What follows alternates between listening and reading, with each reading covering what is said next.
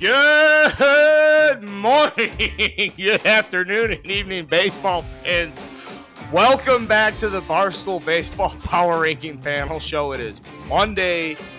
I am Carl. I'm joined by two guys that know a lot about baseball. One guy who can't get his fucking internet figured out. Boys, great. Hobbs, what is happening right now? I think we start with someone other than Chris. That's a good idea.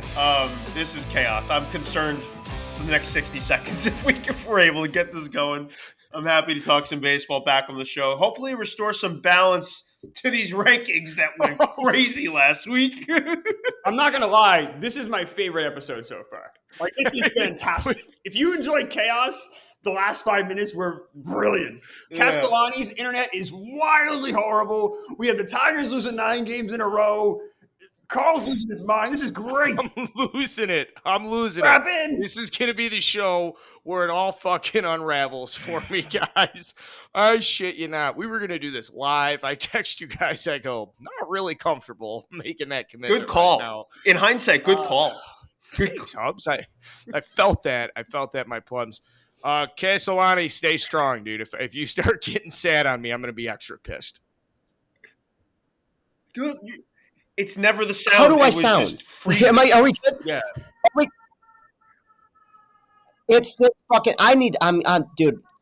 I don't know. I wish my internet was more of like a physical thing, so I could treat it like the copier in Office Space. But this has been an this has been an issue of mine forever. Michigan? Like, are you on the AOL like dial up? Like, what's going on over there? It is in the Castellani household. Dude, I gotta get the fuck out of here, man. I'm telling you, I apologize to the listeners. I mean, no offense to listeners, nothing changed in their life. Oh yeah, they're just hearing this when it comes out. They'll be fine. Yeah. I got no sympathy for the audience right now. All the sympathy for Klemmer. He's wearing a collared shirt. He only wears collared shirts for Barstool Baseball. Yeah, they wear it a lot. But no, I mean, I have all the sympathy in the world for me as well, because my Mets stink. And I have to go to the office tomorrow and see Hub's face. And oh, by the way, Tuesday, Hubs and I are going to be going to the Subway Series game together, along with Marty Mush. I'm regretting that already. Why would you be regretting that? Go to just devoting more time to hang out with you past office hours.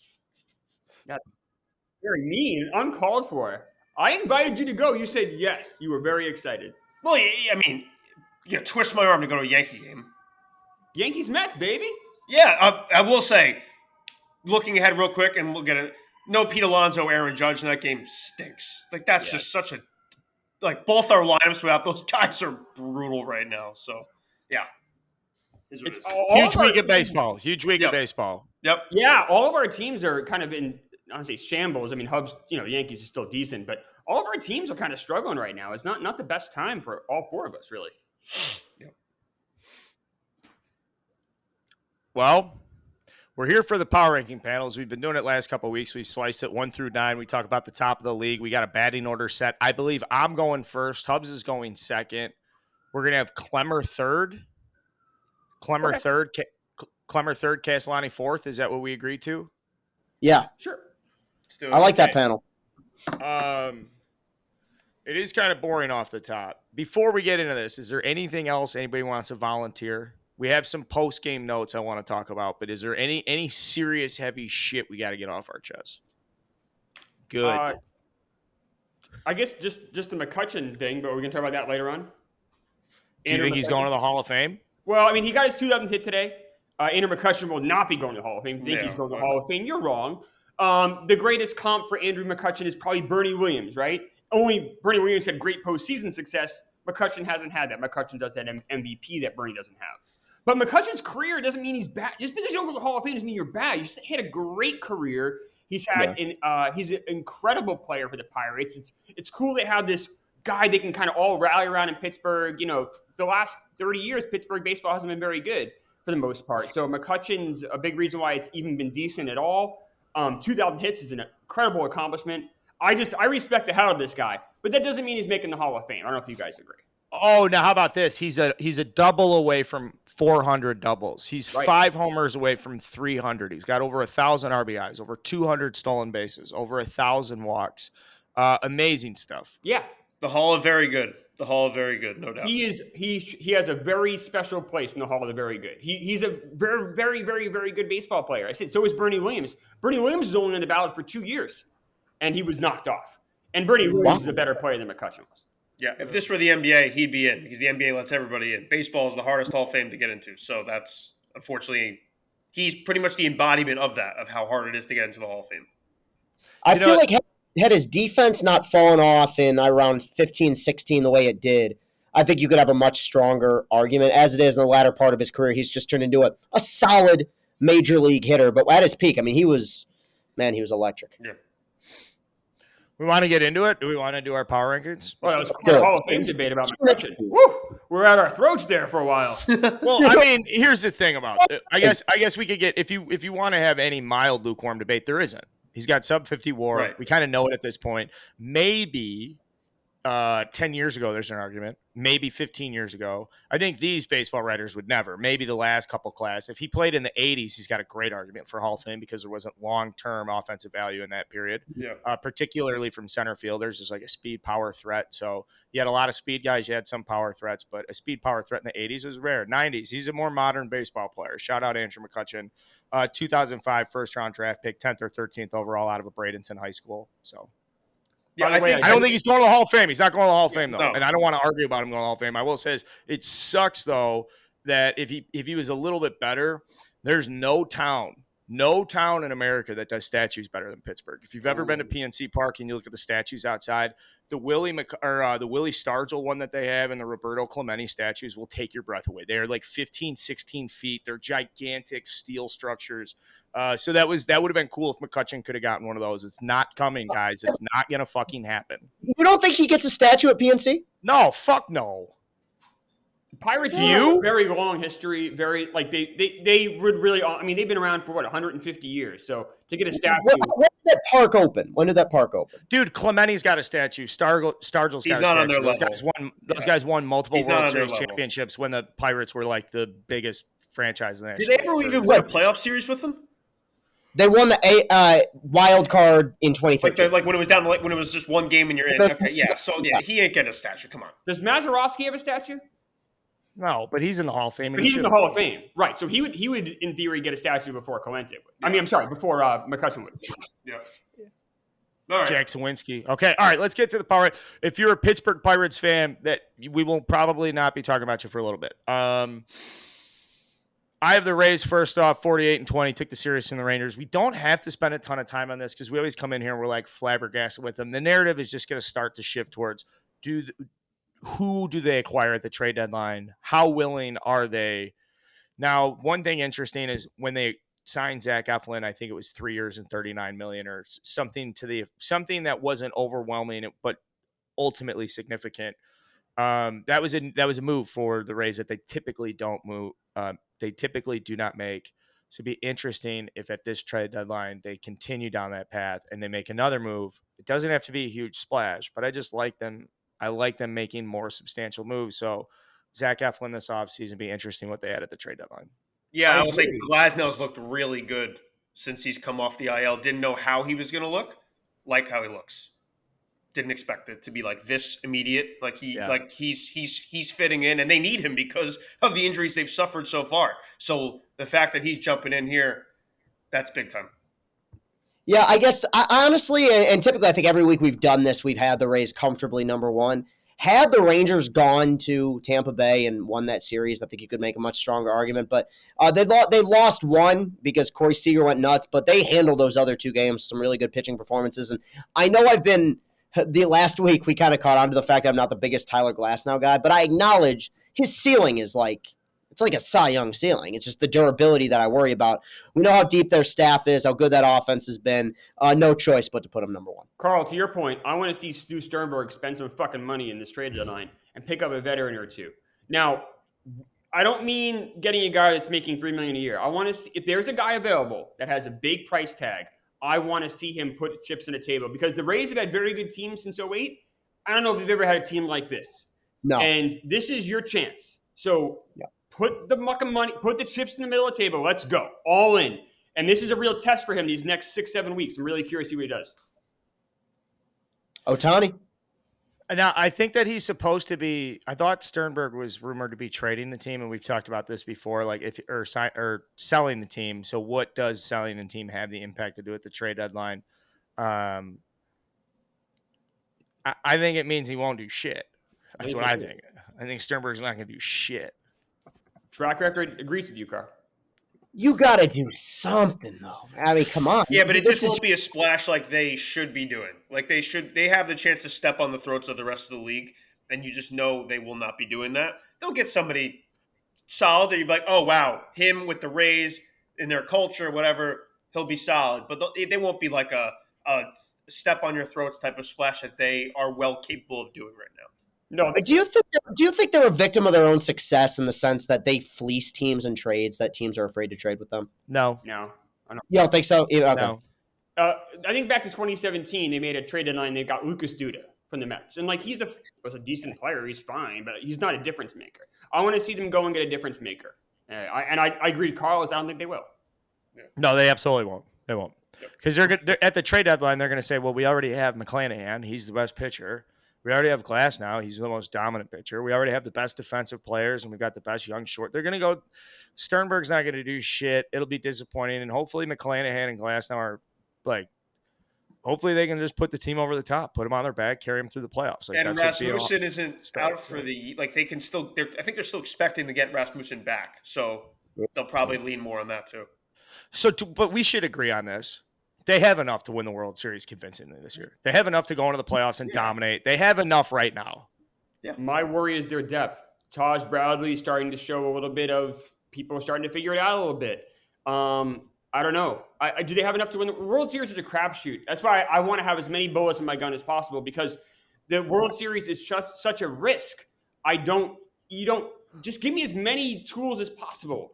What's the harm in that other than spending money?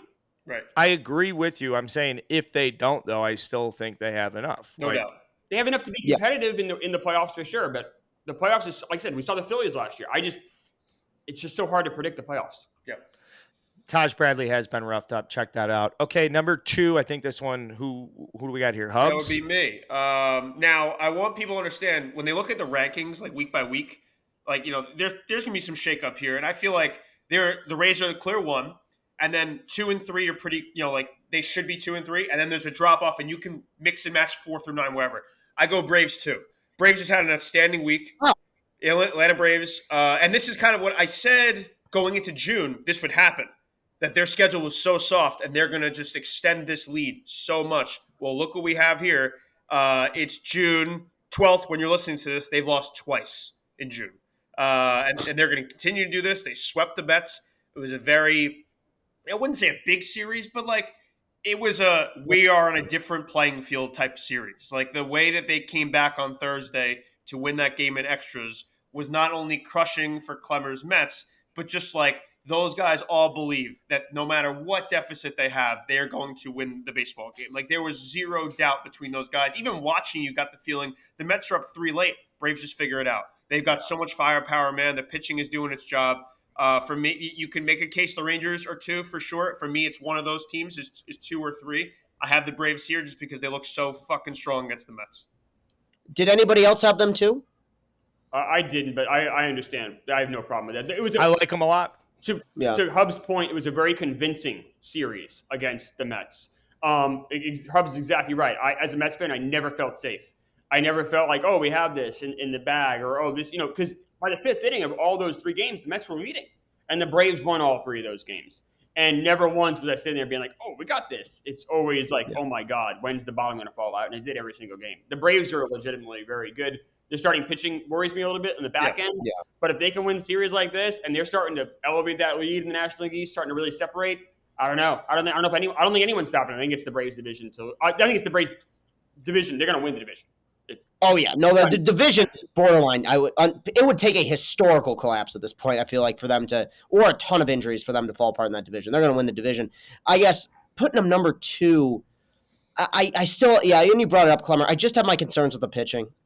Strider got rocked last time out. I know they won the game.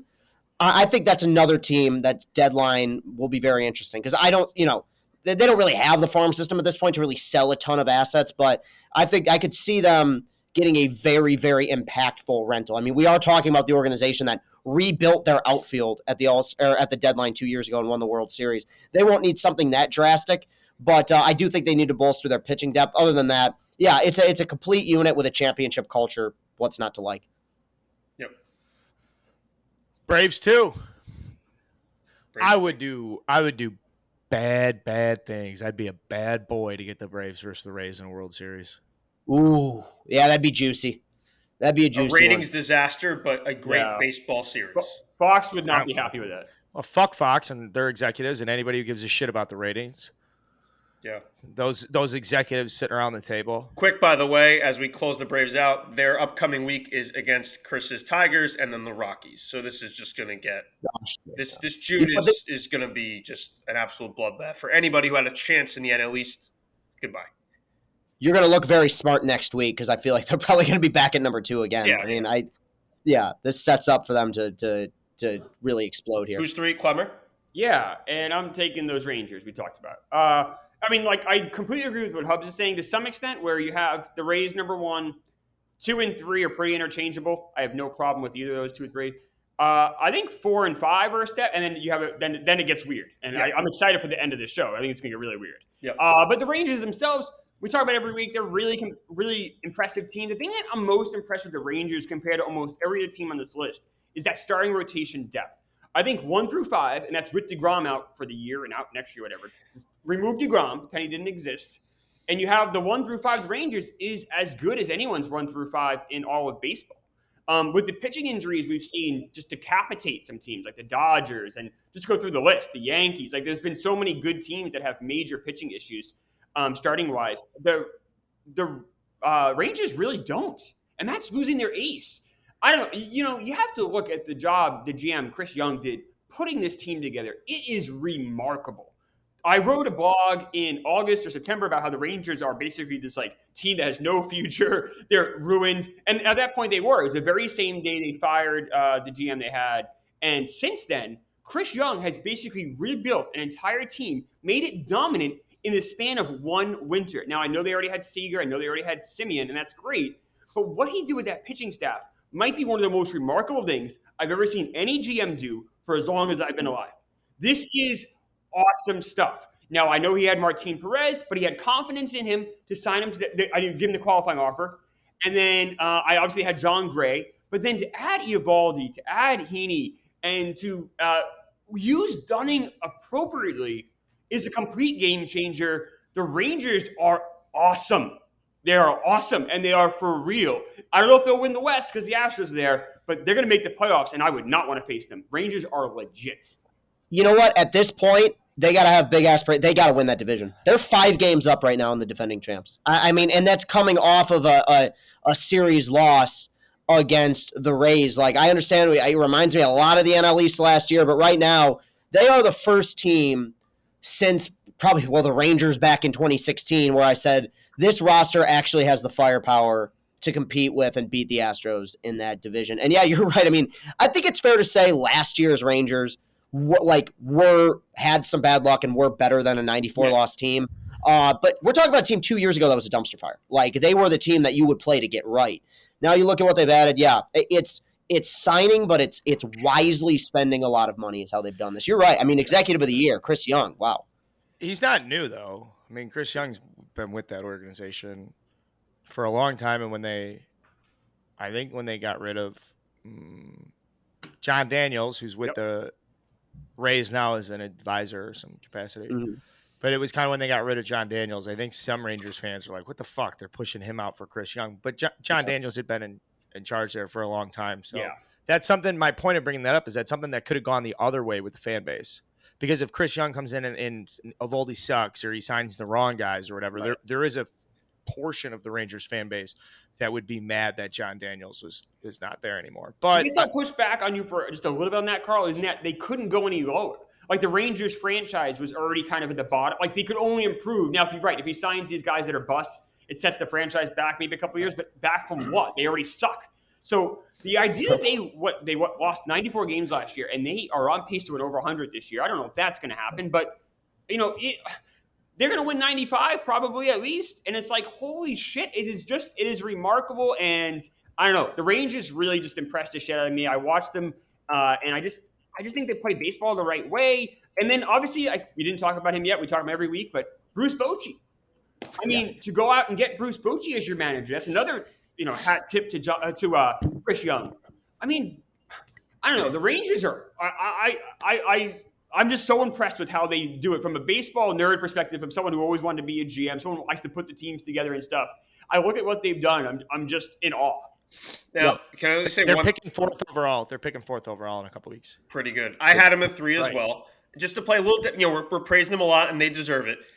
The DeGrom injury, though, is there a little bit part of you look at this rotation? It's like, wow, this is rotation like we had hoped to get us to June, July, and then DeGrom comes back as the ace, and then he's our guy we throw out in game 1 of the playoffs and feel great about. Now, wait, we have to deal with this rotation. It's fine right now, but this is a rotation that can hold up throughout the whole year, and then into the playoffs, you're like, oh, this is who's throwing 2, 3. We feel good about this. The offense ain't going anywhere. The offense is electric, but there's some part of me that's like, this DeGrom injury, yeah, they've held their own to now, but was this a rotation without him that's sustainable here? Like, because Eovaldi finally, he's good. Is he an ace right now? Like, is he a true ace? He's pitched like it. Good. Can he maintain that? That's my only concern here. They're still absolutely number 3, and they're no question top 3 team in the league. But there is concern for me that like, hey, DeGrom ain't coming back, and that rotation is just going to have to hold up. Can I throw one quick thing about the Rangers real quick before we move on? In that Clayton Kershaw is a free agent at the end of the year. They're not going to have DeGrom next year. Just putting that out there. He's from Texas. He's always said that was the other team he'd go to. Okay. I'm just saying I wouldn't be surprised if you see a little ace Band-Aid next year, and that guy is Clayton Kershaw on the Rangers. Just speculation. But whoa. That Clayton Kershaw speculation has been in my brain for years because my cousin is a diehard Rangers fan. He's been telling me, just wait because he's going to go back to Highland Park. They're going to have the money for him. And I told my cousin, like, you're the dumbest person I've ever met in my entire life. And I've been telling him that for years aggressively.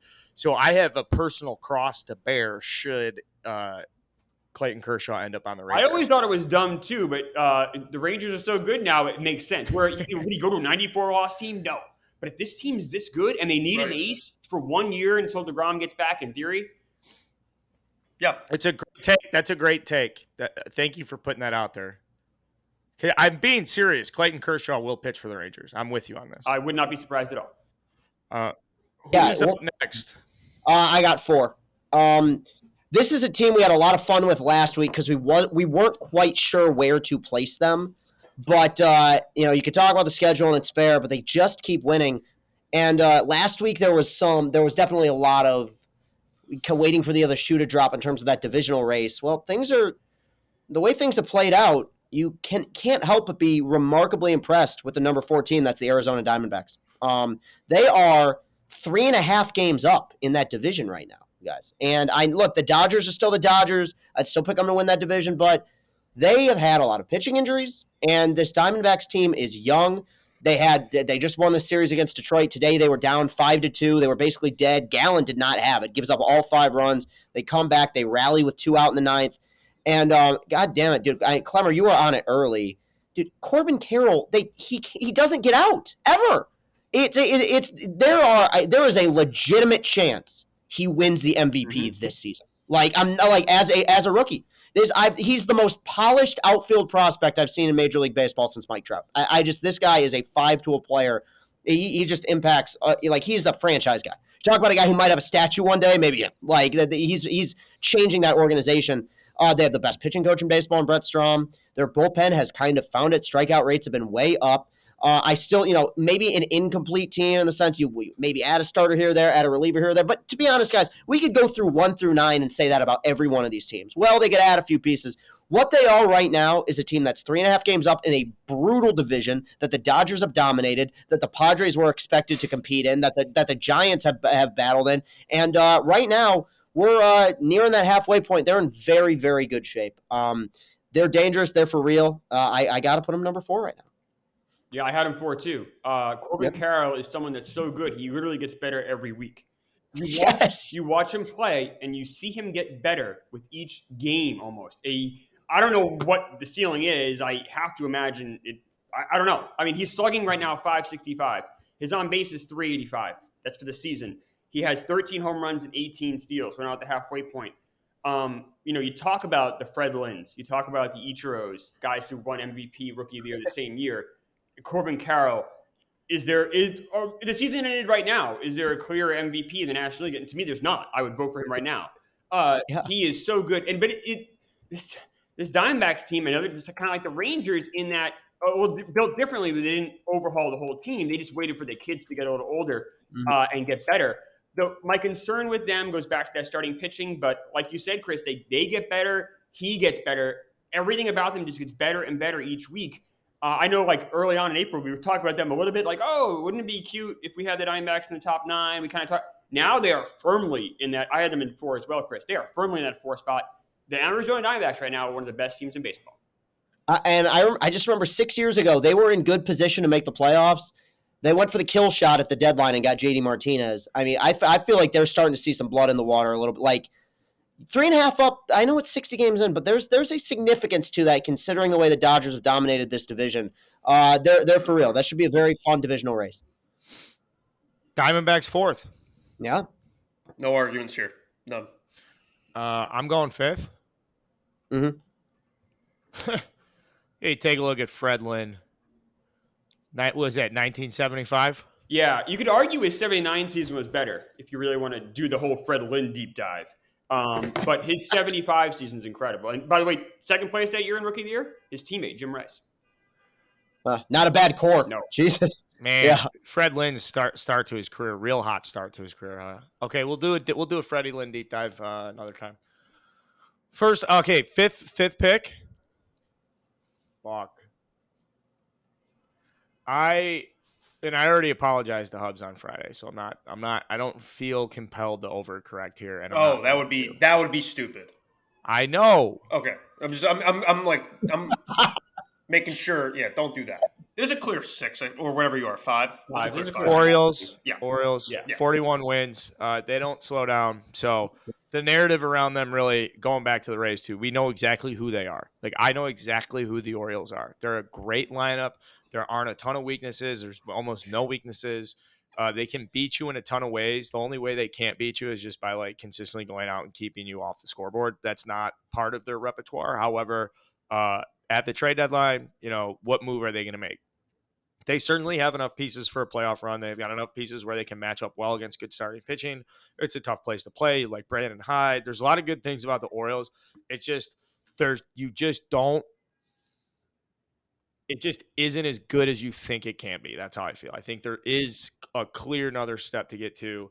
And I know Orioles fans like bitching at me because they say like, oh, well, you're just an outsider. You don't really understand the pitching staff's been effective.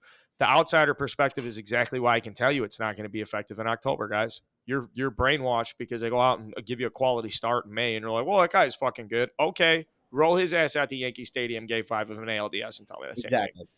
It's like that with relievers too. There's pitchers who can go 6 innings, 2 earned in the middle of June against the Mariners, and then there's those guys, the balls of steel, that can go out and pitch in the postseason. I think that like the Oakland A's, when they were really good, are a prime example of a team that had good pitchers. Like Sean Manaea was pretty good. Mike Fiers that one year was pretty good, but you get those guys into October and they just get piped. Like I worry about that with Baltimore.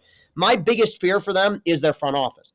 Because I think that I trust that the Rangers and the Diamondbacks will make there will be some sort of shakeup that will improve their team at the deadline. I think the Orioles might get better, but I could also see them pussying out and standing pat. Like they're at that kind of believe it when I see it thing, which is a shame because I think with the right moves they can make a run this year, but they got to make the right moves.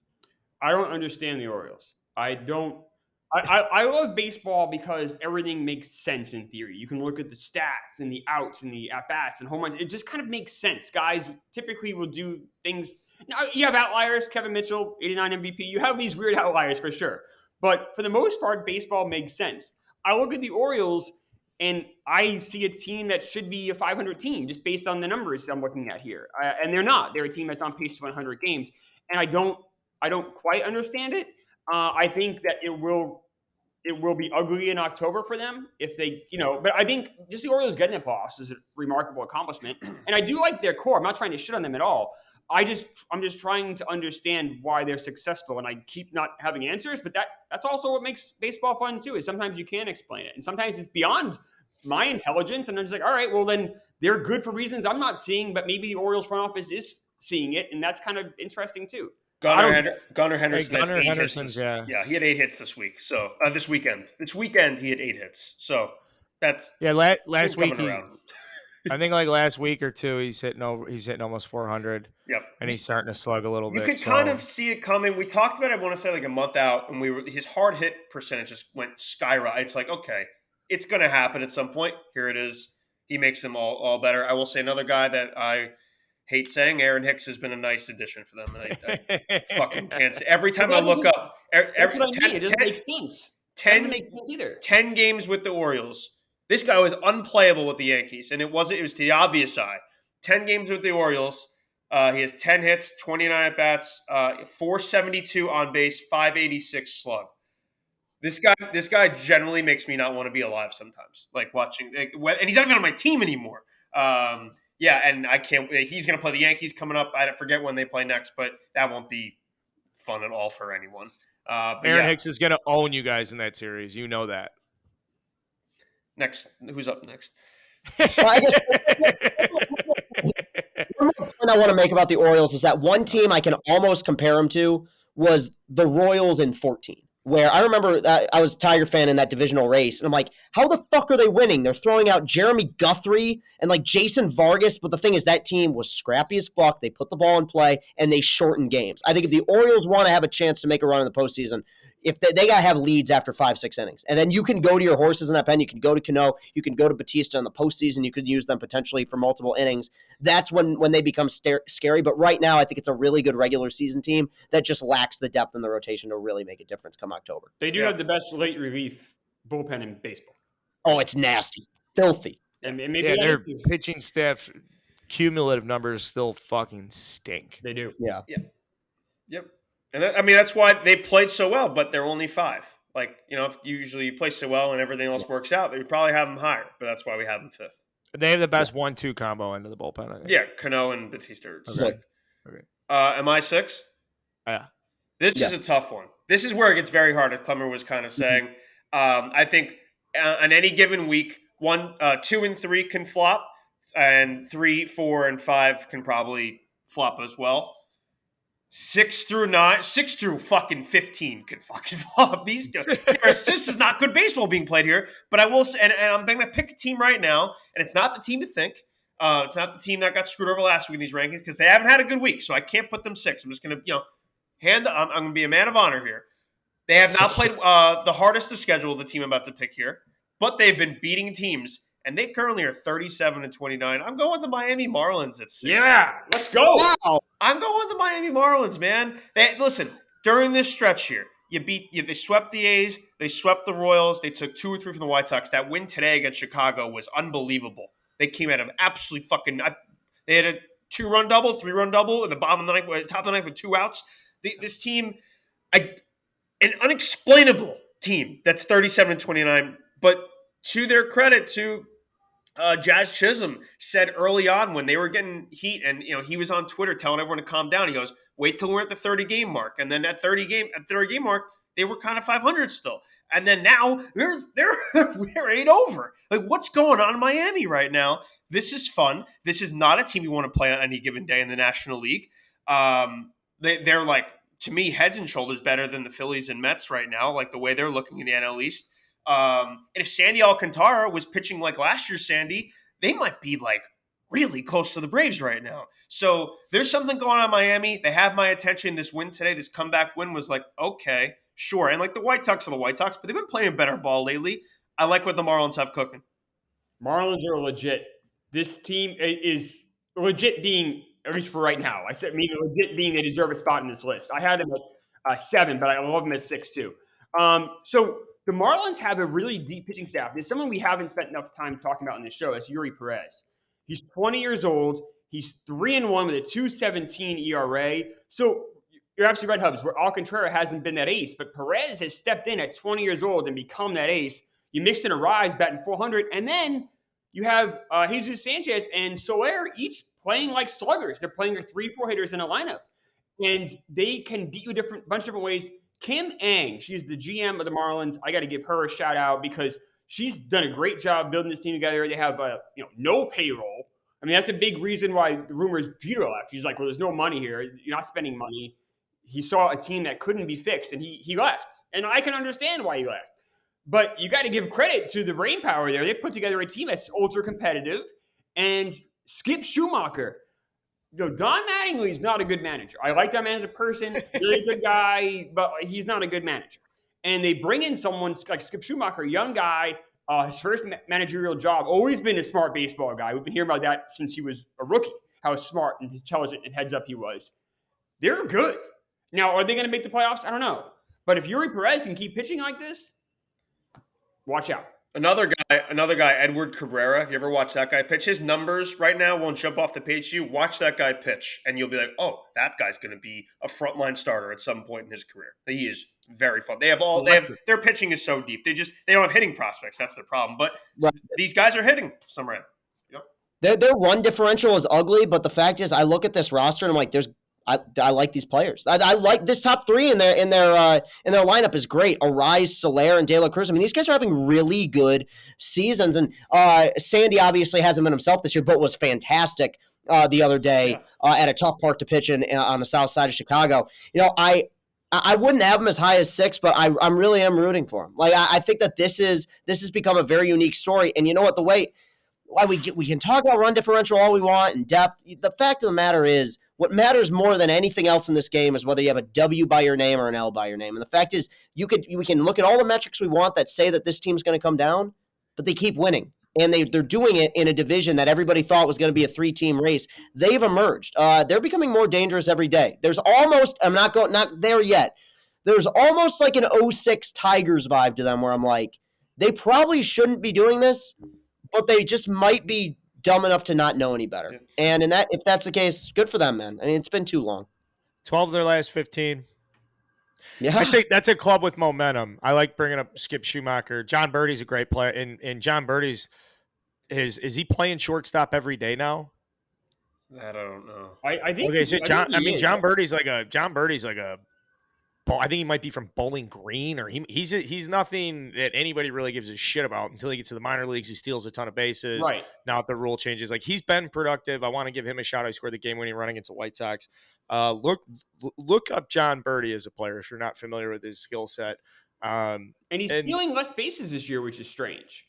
But he's still performing. I think he's hitting a little better than he typically does. Yeah. I don't know if that's a Schumacher thing or not, but they've kind of pumped the brakes on him stealing so much. Maybe he feels he doesn't have to if the Marlins are more competitive. Like, maybe he was doing it out of necessity to at least get something going. I don't know. He's an interesting player for sure, though. I'll say this about the Marlins. We could look back 2 months from now and see them at 6 and the 3 teams that are probably going to go after them here in this list and be like, well, that was fucking stupid. But you know what? Like you just said, Carl, they won 12 last 15 games. They're playing better baseball than the 3 teams that we're likely going to list after this. So let's give them some shine, give them some credit, give for the Marlins for playing as well into June as they are. Amen. I like that. I like when the Marlins are good too. I don't know. I know that sounds weird, but it just feels good when the Marlins are good. Number 7. Lucky number 7. Coming to the main stage. Klemmer time, right? Woo! Yeah. So 6 through 10 for me, I spent as much time on any part of the list doing this on that particular set than I have the entirety of this show. I spent so much time trying to figure out 6 through 10. I had the Marlins at 7, and the team I had at 6 is the Astros. But honestly, you could pick any of the 6 through 10 and put them in there, and it makes sense. Whatever. I'm not going to argue any of it. The Astros, to me, are there probably more of a reputation pick than obviously like the Marlins or some other teams are. I just like the Astros pitching staff. I know that they just had a major injury with Alvarez. He's going to be out for a couple weeks at least, right? Definitely. So, that's obviously not going to help them, but they survived, Altuve being out, for the first month. And the pitching staff, I think, is strong enough and deep enough where they can get by without him. And they'll still be competitive. Their Astros are really good. They're good every year. This was kind of more of like they always pull it off, and they're still good. They have a decent record. The Astros are always good. If you told me the Astros weren't going to make the playoffs, I would if a time traveler came back to now, was like the Astros don't make the 2023 playoffs, I would be shocked. Yeah. So because of that, I think they deserve this spot here. There's like a Golden State Warriors vibe to them where it's like, I don't care if they win 88 games. You are in big trouble if you get them in the playoffs. I'm not saying the regular season obviously matters. You want to win the division, but I think what is important to them at this point, they know who they are. They know when to turn it on. What is important to them is making sure they can be as healthy as possible come playoff time. And they'll make a move or two at the deadline. They did not have a great week, I felt like, this week. No. They had some games against Cleveland that they could have won. Now, their most recent, trek was a bit difficult. I mean, they had a 4-game set at Toronto. They went 1-3, and then they struggled a little bit against Cleveland. So not the best week for them, but it's still Houston. I feel like we would be judging Houston probably completely different if they played in another division, because they played totally fine this year, good enough to be in first place. But you just have the Rangers doing their thing. I will never not believe in the Houston Astros until I see otherwise. By the way, best ERA in the American League. Yeah, and that's with some guys in that bullpen struggling. I mean, Montero's been bad. Presley's blown a few saves. Doesn't matter. Still dominant. Yeah, Jose Abreu showed some signs of life this week. Yes. So that would, Alvarez going down could be a good guy to step up. Good time to step up. They did not play well this week whatsoever. But yeah, I'm not going to go nuts for it. You can basically put them 7, 8, 9 to make a good case for them. So yeah, they're fine here. The Indians are showing signs of life in weeks. It seems that William Hayes is trying to hit Vaughn, who blames him. Everybody else in the league does. Oh, that's a great. That's it. Just saying they show signs of life. That makes me laugh. Astros, great pick. Great pick at 7. And now I'm kind of starting to realize some of these teams are going to get left off. Some teams that are getting bumped down and shit. This is starting to get juicy. It happened last week when the Diamondbacks climbed in early into the ranks. That's going to happen again with the Marlins. So now we're into the 8 range. There's a couple of big teams that have been towards the top of our rankings for a number of weeks. Who's up? That's me. All right, let it rip. Yeah, my number 8 is a team that I like. No. It's tough because I feel like they, on paper, did not have a great week. But they lost a lot of games. I feel like over time they were just going to chalk them up to being flukes as opposed to anything that was really concrete. I'm going with the Los Angeles Dodgers. No. I don't like it. Don't like it. I mean, I absolutely hate it. Why? Tell me what's their rotation, Chris? Give me the 1 through 5 pitching staff right now. It is ugly. They suck. Kershaw's great and is pitching great. Who else you got? Bobby Miller. You got Bobby Miller, who looks like a stud, who's 3-0 with a sub-1 ERA, so that's 2. Number 2. Tony Gonsolin. Gonsolin will find it. 3. Gonsolin will find it. Wait, that's why I have him 8 and not 4 or 5, because Urias will come back healthy and he'll be fine. I don't. I have trust in them that they'll find it at some point. I like their chances to make a deeper run than probably some other teams that fall below the 8 spot here. I get it. It was a bad week. There's a legitimate threat there in that division. Diamondbacks aren't going anywhere, but I feel like there's been many times. I remember back in 2018, they were 5 games under in May.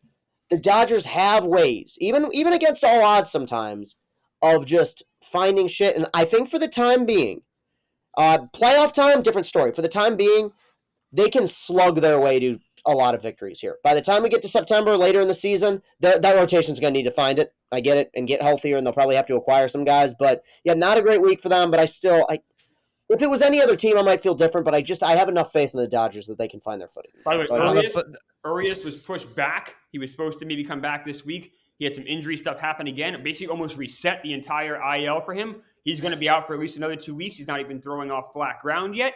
The number 4 pitcher for them is Michael Grove, his ERA over 8. The number 5 starter for them is someone named Nobody, because Nobody is their number 5. They literally don't have a 5th starter. It's a man named Nobody who has no face and wears black clothes. That's it. That's their staff. It's imaginary man at 5. That team is in real trouble. They need to make a move right now. They need to make a trade. Here's how I look at. So I have the Yankees above them, and if I'm comparing these two teams, and both teams not playing the best baseball right now, the Yankees went into LA and took 2 of 3. So, and they're not, they're basically playing about the same bad baseball right now. Dodgers arguably worse baseball than them. So I just can't see how you put the Dodgers over the Yankees in this rankings. We did this last week. Carl, can I call an audible? your fingers are on the button, man. I'm excited to work through this. This is why I like doing the show. Your arguments are very sound. When your number 5 pitcher is nobody, and honestly, the last time we recorded the show, it was right before the Yankees played that third game in Los Angeles. Mm-hmm. They won that game. You know what? I'm with you guys. I think the Dodgers ultimately, you still end up with a 90-plus win team that's going to be dangerous in October. But right now, I think that's fair. They had a bad week. They lost 2 really ugly games to the Reds where they blew leads. Great moments at Great Americans, but still, those were bad losses. I get it. I'll let's switch it up. I got Yankees at 8. I'll own up to that. I respect that, and I think this panel needs to respect each other big time after listening to each other and making these audibles. Because there's nothing it would be impossible for me to respect something more than you taking on arguments and making a different pick. So we do have Yankees at 8 here, though. But that's not that. Like, I like where Klemmer's coming in though, because the Dodgers do need to go make a move. They've got capital to make a move. They've got an extremely deep farm system. So I think it's just a matter of making the right move. They don't need to go make a shotgun, move, because they got guys that are going to be coming back to the rotation. So if there's a move to make to get them going, God, you got to love their depth. So we have Yankees 8. Hubs, your comment on that as we kind of get ready for this Yankees-Red Sox series? First one of the year? Their lineup is brutal right now, production-wise, without Judge. Like, they're getting some good news, it seems like. He's back in about 3 weeks. We got Bader hopefully back next week, so that helps. They are going to struggle for these next 3 weeks he's got to basically play 500 ball and they'll be okay. And, hopefully they win tonight. Not the most confident, but we'll see how it is. The Dodgers and Yankees just aren't playing good ball right now, but I just feel like the Yankees going to LA and winning a series, that has to hold water in these rankings and putting them above them. But definitely I don't feel the best about them right now. Losing a series to the White Sox at home that just can't happen. So, definitely could be feeling better about the Yankees, is how I'm saying it. I think we have to talk about DJ LeMahieu for a second. This guy is a disaster. He looks awful right now. He does. And he's looked awful for a long time.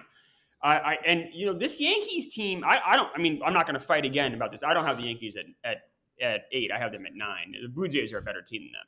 And you look at the Yankees, and I know Hubs and I fight about this every day. Literally every day, I think we have this argument where I give him shit for Aaron Judge being injury plagued, and Hubs is like, well, no, he's not because of X or Y or Z reason. At the end of the day, this lineup really, this entire Yankees team looks so different with and without Judge. Aaron Judge is the best hitter in baseball, and when he's in the lineup, it's just wild how the ripple effect is. And then you see some of the other guys they have, like obviously Rizzo's been fine. And I think Gleyber Torres actually is underrated. But how'd you say that name? What's that? How'd you say that name? Gleyber Torres. Gleyber. Gleyber. Oh, I'm not gonna. No, don't catch him on a long R at the end. Gleyber. I mean, you just don't sound intelligent saying Gleyber, so I'm helping you. I know he's not the Secretary of State here. He's I know just Arena. That I'll follow my sword now, and I'm not going to follow my sword on Gleyber. That's fine. But Stanton is awful. LeMahieu is awful. Like, these guys, LeMahieu especially, should not be in a major league lineup of a good team. Well, he's not really a regular player right now. So to be like, they're playing Donaldson over him. He has enough at bats to qualify for the batting title, right? Or close to it. I'm saying of late, since Donaldson's returned, they played Donaldson more at third. Stanton, going to give a little reprieve to, because he played one rehab game and then he just got thrown back into the lineup. So, and he takes time to get going. Now he doesn't play it. Like, he'll get hurt again. Like, that's the problem with him. DJ, there's legit concern. Just not looking the same. His whiff rate is higher than like it's ever been. That's a guy you expect to put the bat in the ball, and he's not doing that right now.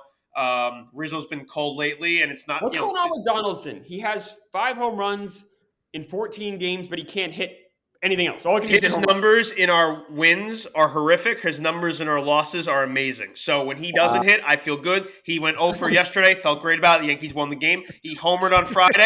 They lost the game. So I don't know. But the thing is, he plays really good defense. So that helps. So does DJ. Regardless of how DJ looks to play, DJ still plays outstanding defense. So at least they give something to the team. But yeah, like I said, it's not pretty right now. The lineup, Willie Calhoun's leading off. He's been a weird, just little like revival to his little career here. So he's he did get hit by a pitch by Rodon today and almost died. So that would have been bad. But overall, could be feel better. But I feel the same as you do about DJ. It is a concern throughout Yankee land. No doubt it's kind of fallen off a cliff here. Like the last year, there was an injury to fall on. Here, he's just healthy and just doesn't look the same. And it's a lineup that really needs a healthy, good DJ LeMahieu, and they don't have it. Sucks. We should probably have a thorough conversation then about the fallout for the remaining AL East team that slides around here. But Chris, what were you saying about LeMahieu? Well, no, I was laughing at the Donaldson thing about how, like, when he's not hitting, you feel better, because it's such a bizarre, superstitious thing that I totally understand. Like, the Tigers' current leader in home runs this season has not homered in a game that the Tigers have won. They're 0-6 in games in which he's homered. So it's like, oh, fuck, Jake Rogers went deep. Like, that's an irrational way of looking at it, but I totally understand it, where it's like, let's just keep things routine. Like don't rock the boat too much. I'm fine with you not in it. Yeah. That's but it. as I guess all you're saying about the Blue Jays, didn't play well against the Twins this week. Like, they pulled it out of their ass today. But 3 of 4 against the Astros earlier in the week. Yeah, there's no consistency with that team, which is what they've shown all year. And Manoah, going down. I don't know if we've spoke since that happened, but that's a disaster in its own, because they don't have guys. They don't have anyone to come up and be like that guy. They're just gonna fucking figure it out. So Gausman got knocked around today a little bit. It's I don't know. There's just that team is not deserving right now of top 9 in my opinion. You don't think they're in the top 9? No, I have the Dodgers ahead of them slightly. Oh, Hobbs, come on. Wait, it's Carl's call, right? Wait, who had first pick? No. 9 is kind of just a free for all, because we do have these 3 teams in the last spot. So we do have Yankees 8, but I don't think that automatically means Dodgers go 9. Yeah, I guess I could Klemmer, what do you say? Klemmer, what's wrong? I have the Blue Jays ahead of the Yankees. I do too. I have the Blue Jays ahead of the Yankees. I know Hubs loves the Yankees so much, and that's adorable. But the Yankees the Blue Jays are a better team. Now, if the Yankees have Judge, it's different. But they don't have Judge right now, and his guy's always hurt. I know, Hubs, you don't like to think that. It makes you mad, but he's always hurt. Oh, I have something to say about that. I have a stupid thing. So we always, like you said, we always have this conversation, right? Is Judge injury prone? Yeah. Judge ran into a concrete slab in right field and didn't break his toe. He didn't break his toe. Oh, okay. Any person would have broke his toe. Is he playing tonight? Let me check the lineup. I'll check. He's playing. Nope, he's not playing tonight. He's hurt. Again, he's in a fucking IL again. Oh, and Pete Alonso's not fucking gonna look at me the same way. Pete Alonso plays more games than Aaron Judge does. Go through Judge. At some point, you have to admit. Now, whether it's what you want to call him injury prone, he gets hurt a lot. Stanton is way more injury prone. It's a whole different shit. Well, but you're arguing like he is. Aaron Judge has played the last 2 full seasons. Barstool Nate is more. Stanton's more injury prone than Barstool. I don't know about Nate. Nate just hurt his back, so I don't know about Nate. Just hurt his back. Really? Bad. Yeah, he can't move. Yeah, it's bad. He doesn't know how. It's bad. Oh God! That's what I'm saying. I won't speak for that. Judge is more healthy than Nate. But Stanton, you compare Judge with Stanton is foolish, because Stanton is literally the poster. I just feel like the way you talk about Judge is how it just is for Stanton, and I just don't agree that he just played the last 2 full seasons. Stanton doesn't matter. But Judge didn't get hurt the last 2 years. Great, he had 2 years. He's fucking Cal Ripken Jr. He had 2 years where he didn't get hurt. Congratulations. You can't be injury prone if you just played the last 2 full seasons. He ran into concrete. Hubs. He's missed 50 games, in 2018, right? He missed 60 games. I'm going by memory here. In 60 games in 2019. One of those, he took a fastball off his wrist. He still gets hurt all the time. The muscle strains, absolutely. But those haven't happened lately. He ran into a fucking concrete. It's a different story. But he plays a style where he's getting hurt a lot. At some point, it has to fall on him. Now, he's so big. Is that why he gets hit by pitches more? I don't know. But there's something about him he gets hurt a lot. And I'm sorry you can't accept that, but it's a reality. I can't accept that. If he strains his groin this year, then I'm more on your conversation. Okay. But him running into concrete, I'm not going to I'm not going to get there. That's just he ran into concrete. If you get into a car accident 6 times, at some point, you're a fucking bad driver. That's true. I kind of fall in between you guys. I feel like typically, I do get your point, but he has played the last 2 full seasons. I don't know. There's nothing about the injuries he suffered this year that is concerning to me. That doesn't make me think when he's on the field he's not going to be a top 5 player in the league. But to just bring this back together, who's number 9? The Blue Jays. Yeah. I can agree with Blue Jays. Yeah, we don't have to put the Dodgers there. Yeah, that's fine. Can I throw out a question about the Blue Jays that might, I don't know if you guys will, but the internet might jump on my ass for this. How close are we to wondering if Vladimir Guerrero Jr. is ever going to be like 80 grade hit? Who cares? He's not the best player on his team. Right, but he was highest rated hitting prospect like ever. Like, I mean, that's what they say about every great prospect. True. Ellie De La Cruz is the greatest prospect ever right now, and the next prospect will be better than Ellie De La Cruz.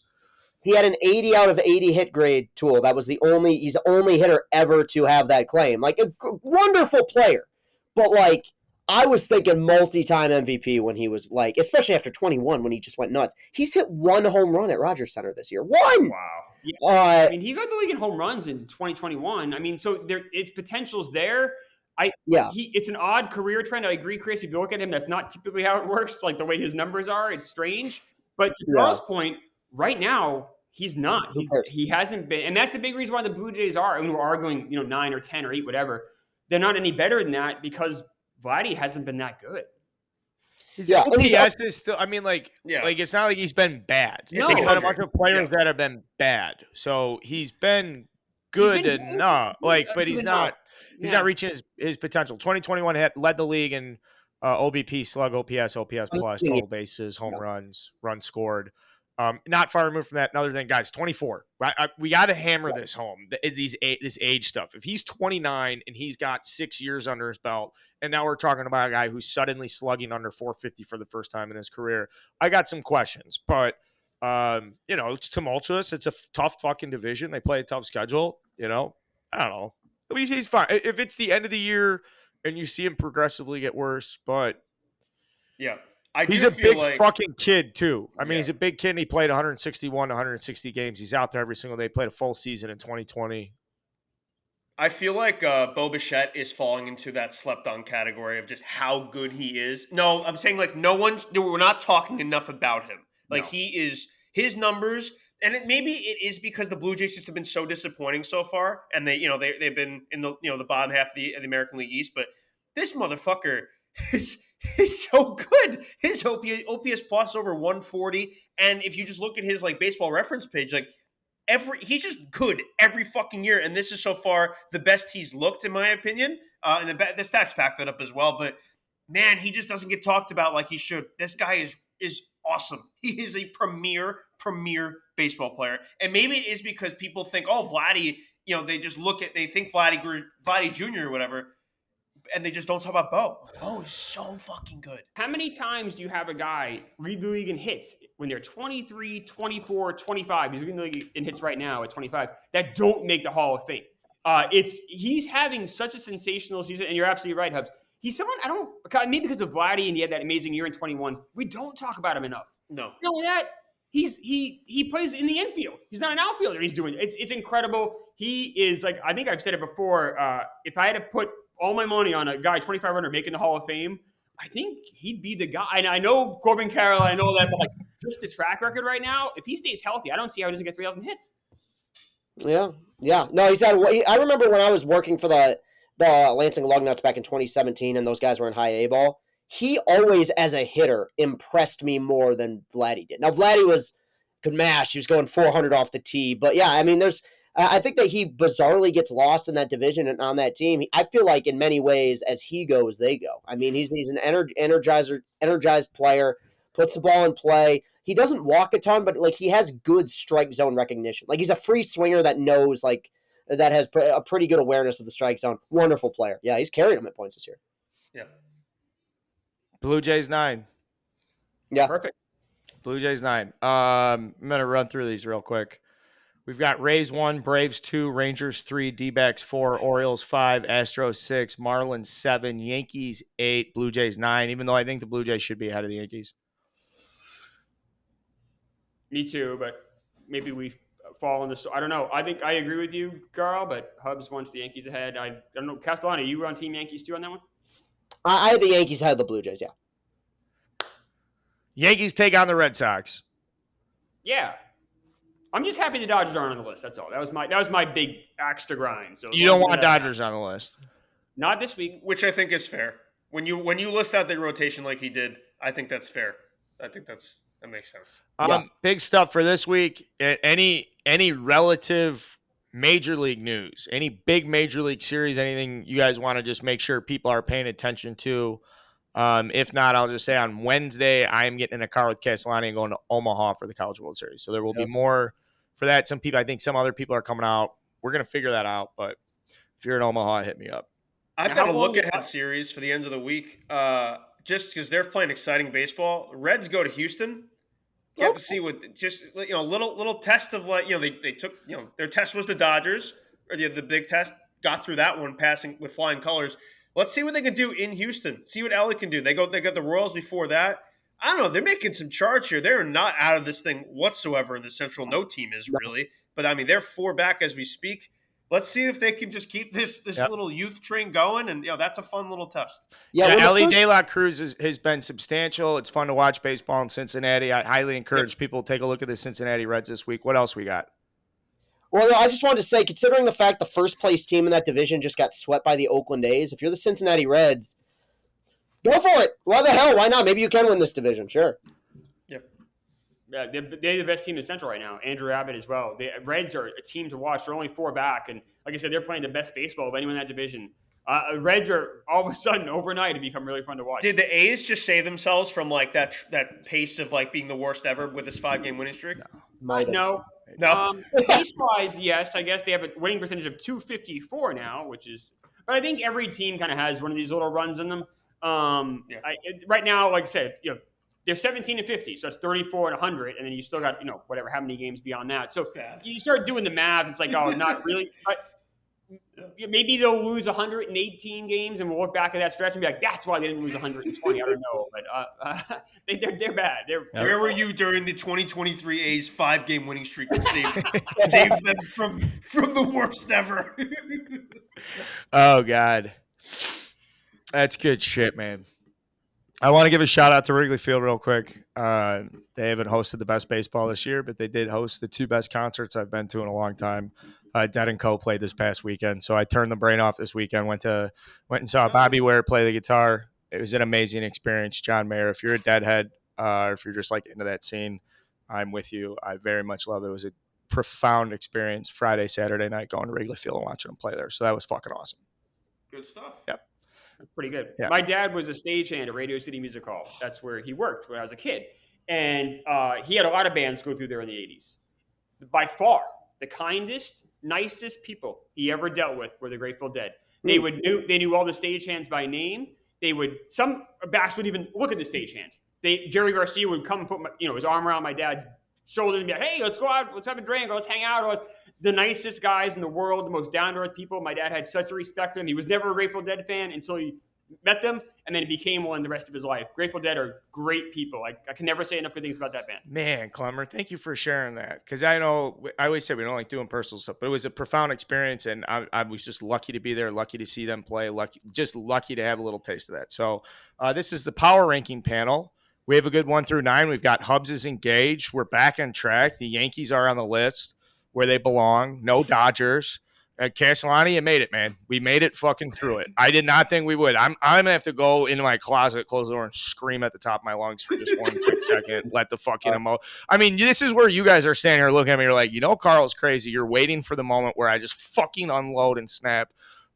This could have been the night. It wasn't. It was not. Yeah, man. Credit to you. Honestly, yeah. Yeah, dude. Good job, Carl. Way to keep it together, you fucking lunatic. This is how the sausage is made. Klemmer, you enjoyed it more than I probably thought or would have liked you to. So, okay. I love chaos. This is Barstool Baseball. Subscribe to our stuff. We're back on Wednesday with a National League show you absolutely will not want to miss. Until next time, thank you so much for tuning in, guys.